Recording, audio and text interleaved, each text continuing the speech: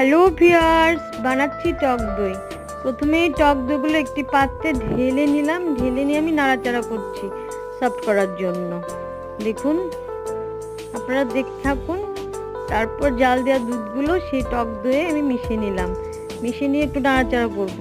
এই যে নাড়াচাড়া করছি এবং এক পাত্র থেকে আরেক পাত্র ঢেলেও নাড়াচাড়া করছি, যাতে টক দইগুলো দুধের সাথে খুব ভালোভাবে মেশে।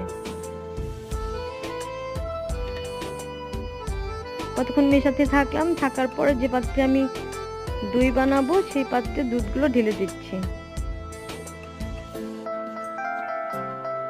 2টা পাত্র লাগবে আমার। তারপর ওভেন প্রিহিট করে নেব দুধগুলো রাখার জন্য, যাতে দুধগুলো জমে ভালো মানের দই হয়। এই যে আমি দিয়ে দিলাম ওভেনে, 2টা পাত্রে দিয়ে দিলাম। এই 2 পাত্রে কিছুক্ষণ